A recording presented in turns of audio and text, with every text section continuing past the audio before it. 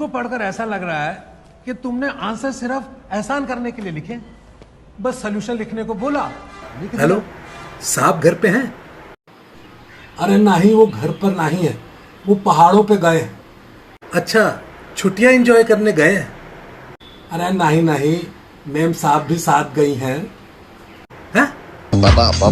किबला, एक शरीफ आदमी को जीने के लिए क्या चाहिए? एक अदद बीवी जो उससे प्यार करे, एक अदद बीवी जो उसे अच्छा खाना बनाकर खिलाए, एक अदद बीवी जो उसे बच्चे दे और उन बच्चों का ख्याल रखे, और ये तीनों बीवियां आपस में मिलजुल के रहें, और क्या। गीदड़ भपकी नहीं देते हैं, हम खुला चेतावनी देते हैं, हमसे भिड़ने की कोशिश मत करना।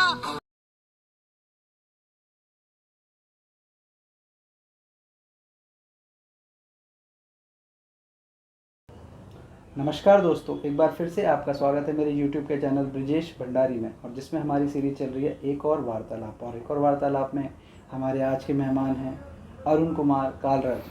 अरुण कुमार कालरा जी के बारे में मैं आपको ये बता दूं, अरुण कुमार कालरा जी दिल्ली के एक जाने माने थिएटर आर्टिस्ट हैं जो कि एक्ट 1 से जुड़े हुए हैं, और उन्होंने कई हिंदी फिल्मों में भी काम किया, जिनमें प्रमुख हैं अक्टूबर, रंगबाज, कनपुरिया, और सबसे फेमस जो है, जो आप सभी लोगों ने देखी होगी, बधाई हो। मैं उनका अपने इस प्रोग्राम में स्वागत करता हूं। नमस्कार कालरा जी। नमस्कार।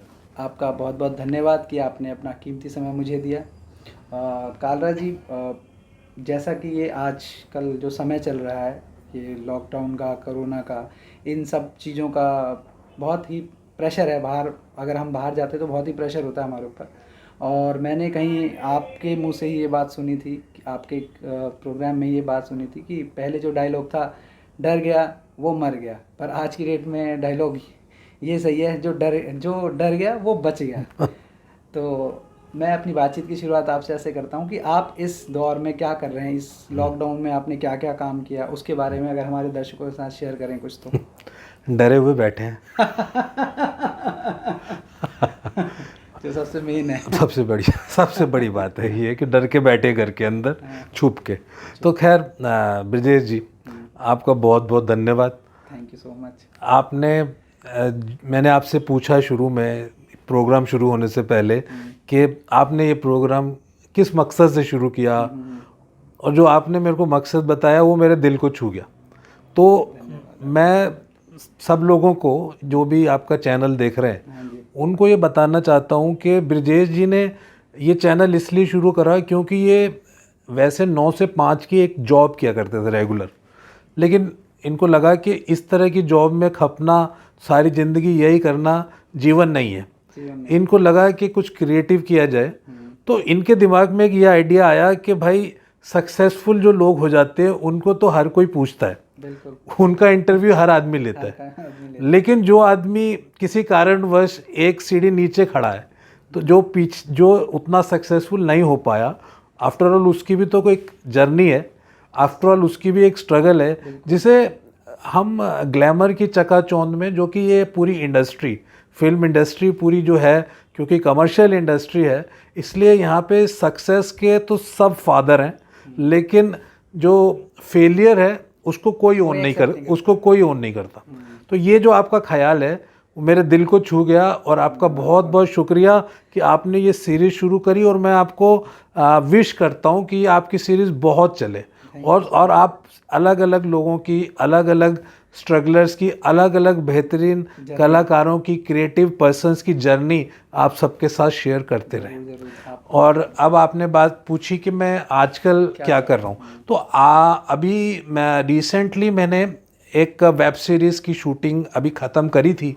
ये बात होगी जनवरी फरवरी की, जनवरी के लास्ट या फरवरी के शुरू में, और उस वक़्त काफ़ी माहौल ठीक था, और कोरोना वगैरह का जो यहाँ दिल्ली में केसेस कम हो गए थे, मुंबई में भी केसेस कम हो गए थे। हाँ, ऑफ एंड ऑन बढ़ रहे थे, जब क्रिसमस आया, न्यू ईयर आया, थोड़ा बढ़ गए थे, बढ़ जाते थे बीच में, लेकिन वो चल रहे थे। तो उस दौरान मैंने एक मेरी मित्र हैं शेफाली भूषण, तो उनका फ़ोन आया कि वो एक वेब सीरीज़ कर रही हैं जिसका नाम है गिल्टी माइंड्स। Guilty mind. हाँ, और पहली बात तो मैं उनका धन्यवाद देना चाहता हूँ कि वो मेरे को एक्ट 1 के दौरान मेरी दोस्त थी और उन्होंने इतने साल बाद भी मेरे को याद रखा और मेरे को उन्होंने बुलाया बॉम्बे में अपनी इस सीरीज़ का पार्ट होने के लिए। जो चीज़ आपको दिल को, ऐसी चीज़ें आपको छू जाती हैं and you are full of gratitude for that person कि उसने इतना आपका सम्मान किया, याद किया इतने प्यार से। तो वो मैंने अभी एक सीरीज़ अभी कंप्लीट की और उसके अंदर मेरा जो ज़्यादातर रोल है वो कुलभूषण खरबंदा जी के साथ है। ओके। हाँ, तो उसके बाद में जब वो सीरीज़ ख़त्म की तो अचानक से कोरोना के केसेस एकदम से बढ़ गए और मेरी फैमिली में भी, मेरे को भी, मेरे फादर को भी, मदर को भी, सबको, हमको सब पॉजिटिव हो गए। तो वो काफ़ी हमारा वो बुरा फेस एक तरह से बीता और तब उस वक़्त ऐसा हो गया था कि भाई जब हमको ये सब हुआ था उस दिन की फिगर ये थी कि दिल्ली में 28,000 केसेस थे, अस्पताल में जगह नहीं थी और उस वक़्त सबने हाथ खड़े कर दिए थे जिसको भी ये बीमारी हो रही थी कि बच गए तो बच गए, नहीं बचे तो नहीं बचे। उस वक़्त ये था कि आपको घर में ही रहना है और घर में रह के लकीली एक मेरे मित्र हैं, उन्होंने बड़ी मेरी मदद करी, उन्होंने मेरे को डॉक्टर से कांटेक्ट कराया और ये सब हमने उसको मैनेज किया। खैर एनी हाउ, तो ये सब हुआ। उसके बाद में फिर जैसे जैसे माहौल खुला तो उसके बाद में मैंने रिसेंटली एक लड़का है, वो सीए करता है, हसले इंडिया करके एक वो है, उसके साथ एक ये किया छोटा नहीं, कमर्शियल नहीं, एक छोटी सी वो थी स्टोरी थी, स्टोरी थी और उसके अंदर मैं उसका फादर बना हूँ सीए का और वो अटेम्प्ट कर रहा है सीए, वो एक स्केच किया मैंने। और उसके बाद में अभी रिसेंटली एक मैंने एड फिल्म की अपग्रेड के लिए।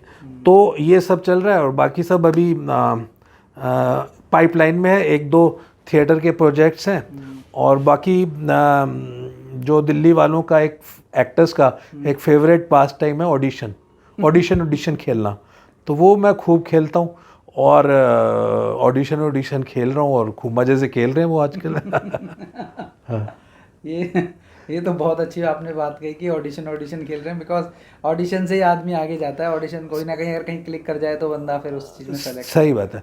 और ऑडिशन को मेरा एक बात ये मानना है कि ऑडिशन को आपको मतलब एक सीखने का वो नज़रिए से ऑडिशन देना चाहिए, क्योंकि आपके पास जब ऑडिशंस आते हैं तो आपको अपने आप को एक तरह से ब्लेस्ड फील करना चाहिए और एक तरह से आपको खुद के बारे में ये सोचना चाहिए कि किसी ने आपकी कैपेबिलिटी को सोचते हुए ये आपको दिया है।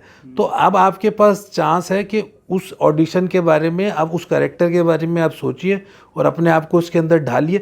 तो इस तरह से जब मेरे पास हफ्ते में 2, एक हफ्ते में 1, 15 दिन, 30 दिन में जब इस तरह से अलग अलग कैरेक्टर्स मेरे को करने को मिलते हैं, तो चाहे मैं उसको फिल्म में या स्क्रीन पे आप किसी और को देखते होंगे करते हुए, लेकिन वो एक उसका एक हिस्सा मैं कर चुका होता हूँ।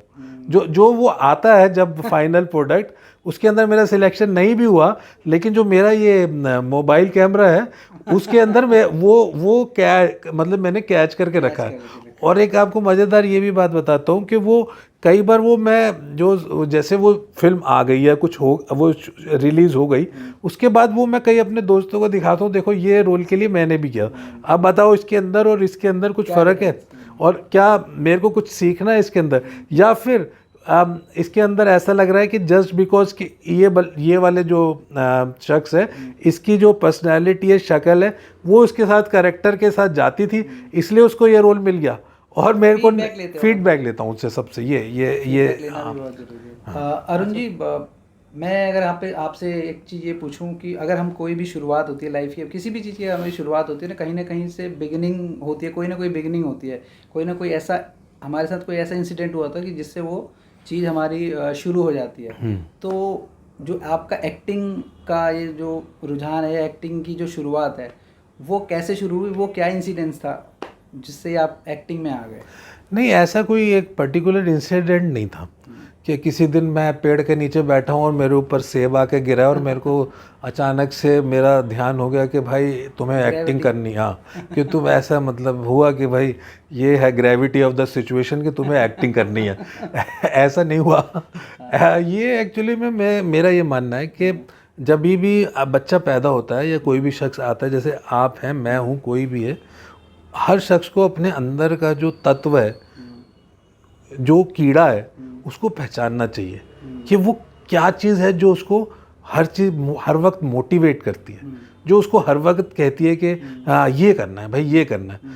तो मेरे को यही लगता था कि जब मैं बचपन में था तो मुझे याद है कि शोले पिक्चर आई थी उस वक्त, तो शोले में वो जो गब्बर सिंह के डायलॉग बड़े फेमस हुए थे, तो उसका रिकॉर्ड बजता था, कितने आदमी थे हैं, फिर भी खाली हाथ वापस आ गए खाली हाथ, उस तरह से वो जो डायलॉग्स थे, तो मैं काफ़ी छोटा था तो मैंने वो डायलॉग जो थे ना वो पूरे याद कर लिए थे। हाँ, और वो फिर जब मैं अपने घर में, रिश्तेदारों में, मोहल्ले में किसी को सुनाता था, वो बुलाते थे, मेरी डिमांड होती थी यार वो बुलाओ, उनको बुलाओ, वरुण को बुलाओ, हाँ उसको बुलाओ, वो सुनाएगा वो, तो फिर बड़ा अच्छा लगता था, लोग ताली, हाँ, लोग ताली बजाते थे, हंसते थे, और फिर वो मतलब वो इस तरह से मेरे को अंदर से कुछ फील होता था, है यार ये तो अच्छी चीज़ है, ऐसे है, तो ऐसे मैंने करना शुरू करा। बड़ी इंटरेस्टिंग चीज़ें, कुछ मैं कव्वाली सुन लेता था, उसको मैं वो सोचता था ये बड़ी अच्छी है, ये किसी ने सुनी नहीं है, मैं इस कव्वाली को वो कर लेता हूँ, याद कर लेता हूँ, फिर सुनाऊँगा। इस तरह से मैं अलग अलग चीज़ें किया करता था।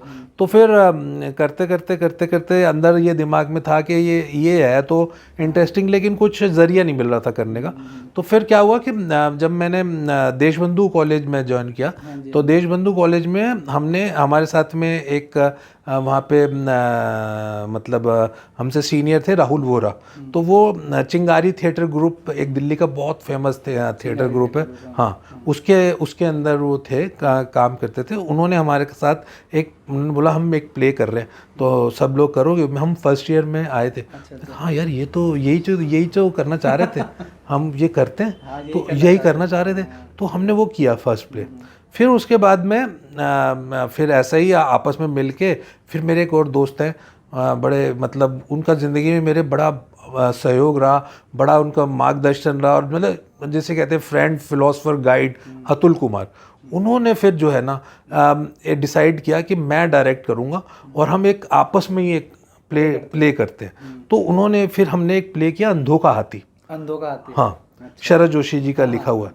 तो अब वो जो प्ले किया, तो वो प्ले को हम अलग अलग कॉलेज के इंटर कॉलेज जो फेस्टिवल्स होते हैं, हाँ, तो वो प्ले हमने कम से कम 10 कॉलेज में हमने प्राइज़ जीता। पिलानी में, बिट्स पिलानी में भी गए, हाँ, हर जगह पे हम ये लेके गए, और हमारा वो बड़ा अच्छा सक्सेस, तो उससे और ज़्यादा कॉन्फिडेंस हमारे अंदर आ गया।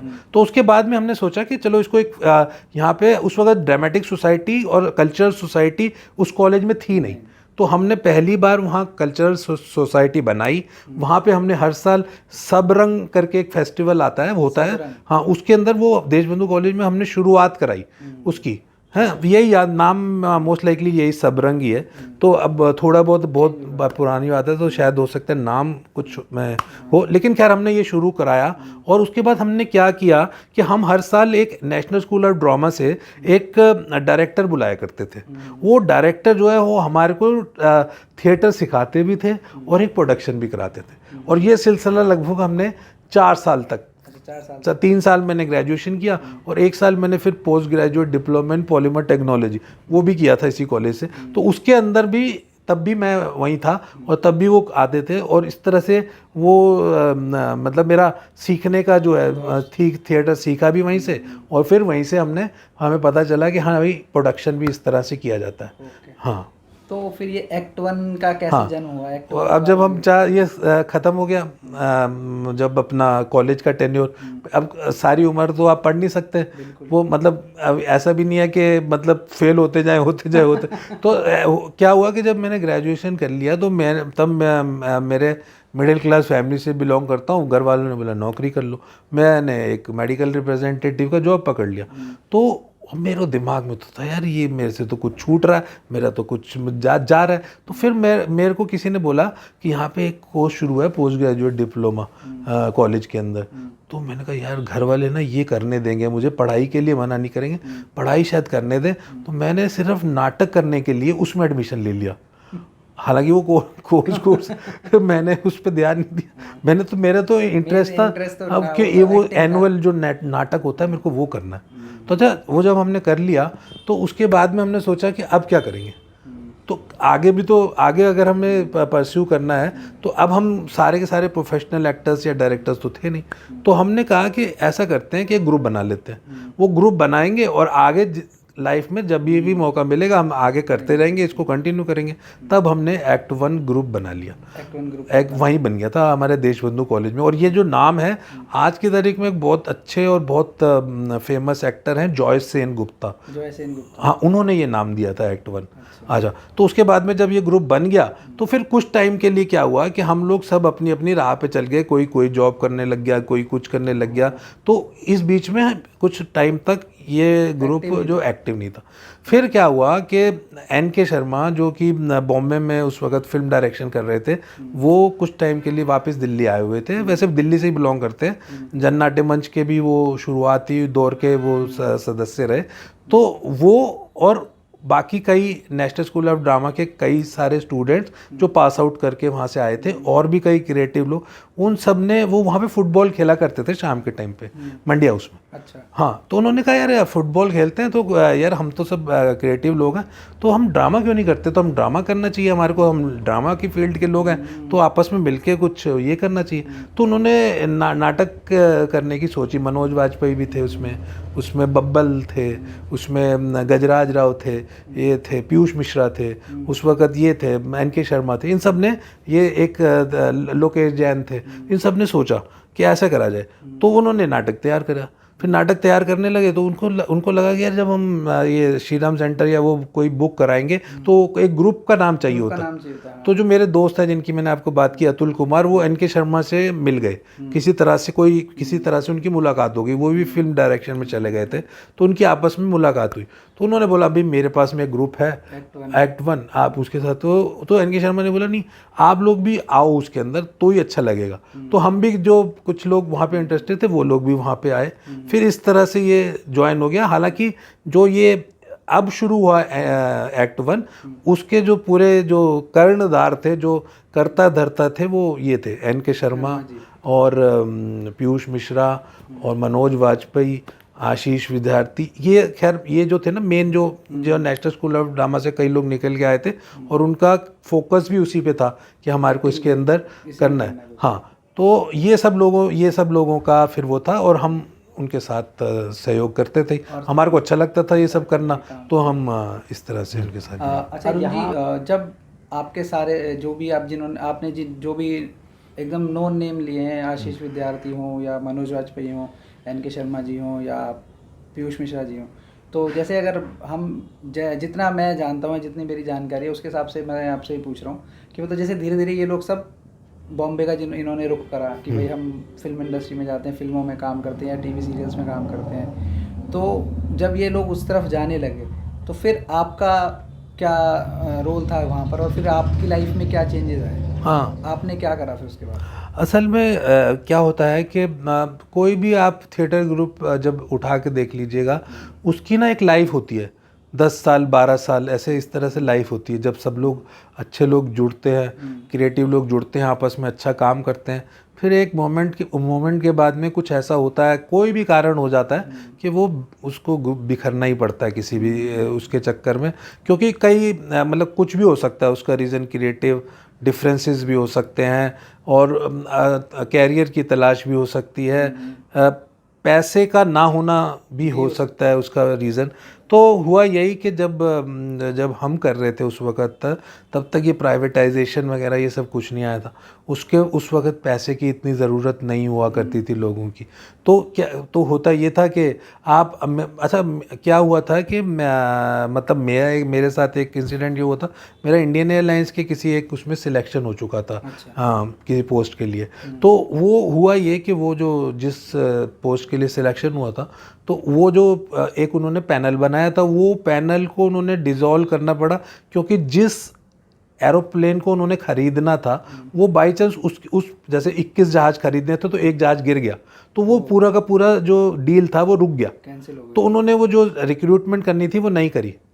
तो इस बीच में जब मैं वेट कर रहा था कि मेरी जॉब की ऑफर शायद उधर से आ जाएगी, वहाँ से आई नहीं। हाँ, और उसके बाद में मेरे पास अपना एक प्रोफेशनल कोर्स था, तो मैं यहाँ पे जॉब भी कर रहा था। सुबह के टाइम जॉब करता था, शाम के टाइम नाटक करता था। तो मेरा कुछ ऐसा बहुत ज़्यादा ये फोकस नहीं था कि मेरे को स्टार बन जाना है या मेरे को वहाँ पे जाके कुछ कर देना है ऐसे करके। तो वो मेरे को तो ये सब लोग अच्छे लगते थे, क्रिएटिव इनका प्रोसेस अच्छा लगता था, आपस में जो एक मतलब प्यार मोहब्बत बॉन्डिंग होती थी, वो सब चीज़ें बड़ी अच्छी लगती थी। तो मेरे को लगता था मैं यहीं करता। और अगर सच में अगर थिएटर में पैसा होता तो हमारे ग्रुप में कोई आदमी छोड़ के नहीं जाता, दिल्ली कोई छोड़ता ही नहीं, कोई अभी भी आज की तारीख में भी अगर ठीक ठाक भी पैसा हो जाए तो सारे लोग मतलब ऐसा था कि सब लोग मंडी हाउस में पड़े रहते थे कि बस आपस में गप्पे मारनी है, बात करनी है, क्रिएटिव बात करनी है, नाटक बनाना है और अलग अलग इश्यूज़ पे बात करनी है, और यही ज़िंदगी, मज़ा आता था उसको सब जीने में। और उस वक़्त इतना मैंने बताया ना, इतना प्रेशर भी नहीं था उसको। तो यही हुआ कि जब सब लोगों का इस तरह से मतलब यहाँ से पलायन होना शुरू हो गया, सबको अपना अपना कैरियर के लिए सबको जाना पड़ा, उसको मुंबई जाना पड़ा। तो वो उस वक्त की बात है कि मेरे भी ग्रुप के अंदर जो मतलब कुछ आपस में जैसे कहते हैं कि थोड़ा सा डिफरेंसेस, डिस्प्यूट नहीं कहूँगा, डिफरेंसेस हुए। और उसके बाद में वही सब जब देखा कि भाई सारे लोग उधर ही जा रहे हैं और यहाँ पे घर वालों का प्रेशर, उस वक्त एज भी ऐसी हो गई कि भाई अब तुम्हें फैमिली लाइफ भी स्टार्ट करनी चाहिए। तो उस वक्त आपको क्या, आप पैसा नहीं कमाओगे तो क्या वो नहीं है। तो इस दुविधा के अंदर मेरे को अब कुछ ऐसा एक डिसीज़न लेना पड़ा। और उस डिसीज़न में मैं भी यही सोच के लिया था कि भाई कुछ टाइम के बाद में मैं दोबारा कर पाऊँगा, फाइनेंशियली एक बार सिक्योर हो जाऊँगा। लेकिन वो डिसीज़न मैं जो लिया तो वो ऐसा हो गया कि फिर लगभग मतलब 18-20 साल में वो उसके अंदर से दूर ही हो गया मैं। लेकिन दूर हुआ फिजिकली, मेंटली कभी दूर नहीं हुआ। मेंटली मैं हमेशा उसी के अंदर मैं जैसे कि मैंने जो बिज़नेस शुरू किया, आज की डेट में अगर मैं सोचता हूँ तो वो जो 18 से 20 साल का जो वक्फा है उसका मेरे को एक दिन भी याद नहीं आता। अच्छा। और जो उससे पहले थिएटर एक्ट 1 किया, अपने देशबंधु में किया, उसके अंदर मेरे को एक दिन याद है। इस दिन ये हुआ था, इस नाटक से पहले हमने ये किया था, इस नाटक के बाद हम वहाँ गए थे सेलिब्रेट करने और ये सब किया था, कॉस्ट्यूम हमने इस तरह से खरीदे, वो सारी बातें याद है। लेकिन बिजनेस का कोई मेरे को एक दिन भी याद नहीं है। जो ये मतलब एक दिल की बात है ना, कि जहाँ पर दिल मिलने वाले दिल होता है। मैंने बोला ना कि वो हर एक आदमी को अपना तत्व पहचानना चाहिए, उसके अंदर क्या बेसिक वो क्या लेके आया है। तो वो आजकल पेरेंट्स थोड़े से ओपन हो गए हैं और वो बच्चों को स्कोप देते हैं कि भाई जो करना है वही करो, जो आपको लग रहा है। तो आप देख रहे होगे कि आज की तारीख में पेरेंट्स के सपोर्ट से लोग हाँ। अरुण जी, यहाँ पर मैं आपसे एक बात ये कहना चाहूँगा या ये पूछना चाहूँगा कि फिर जैसे आपके 18-20 साल इस तरफ गुजर गए, तो फिर आप वापस आने की कैसे आपने सोचा, फिर वापस कैसे आए और फिर क्या क्या, क्योंकि टाइम चेंज हो चुका था। क्योंकि आप जिस टाइम पे जब आपने छोड़ा होगा तो उस टाइम पे एक अलग इंडस्ट्री होगी, अलग उसका मोड होता होगा, अलग चीज़ें होती होंगी। पर आज की डेट में तो सब चीज़ डिजिटल हो गया है। तो जब आप वापस आए तो फिर क्या आपको दिक्कतें हुई या क्या आपको नई चीज़ों का सामना करना पड़ा, परेशानियों का या दिक्कतों का, वो हमारे दर्शकों को ये आपने बहुत अच्छा सवाल पूछा है। और इससे मेरे को पता चल रहा है कि आपने थोड़ा सा मतलब मेरे से सवाल पूछने से पहले होमवर्क अच्छा किया है, तभी आप मेरे से इस तरह का सवाल पूछ रहे हैं कि दोबारा आने में, री एंट्री करने में, सही में दोबारा आने में बहुत मुश्किल होती है। तो अब जैसे कि मैंने बताया, मेरे को हर टाइम यही दिमाग में रहता था कि सारे दोस्त तो क्रिएटिव काम कर रहे हैं तो मुझे भी क्रिएटिव ही काम करना है, मेरे को भी वहीं जाके कुछ करना है, एक्टिंग करनी है, राइटिंग करनी है, कुछ भी करना है, मेरे को उन्हीं के साथ जाना है, दोबारा मेरे को वही काम करना है। तो मैं अपॉर्चुनिटी की तलाश में था। तो कभी 18-20 साल के बाद में थोड़ा सा ऐसा लगने लगा कि अब फाइनेंशियली थोड़ा सिक्योर हो रहा हूँ और अब ये जो है मेरा जो बिज़नेस है वो मैं किसी को दे सकता हूँ, टेक ओवर मतलब कोई कर सकता है और मैं थोड़ा सा अपना टाइम फ्री निकाल सकता हूँ। और मेरे को उस वक्त यही लगा और कि मैं अगर ये टाइम पे अभी इस टाइम पे अगर मैं चला जाऊँगा तो मेरे को मतलब ठीक है मेरा फाइनेंशियली बहुत ज़्यादा मैं ग्रो ना भी कर पाऊँ, लेकिन मेरे को ये है कि कुछ हाँ सेटिस्फेक्शन रहेगी और कुछ टाइम तक मैं चला लूँगा इसका मामला जो है।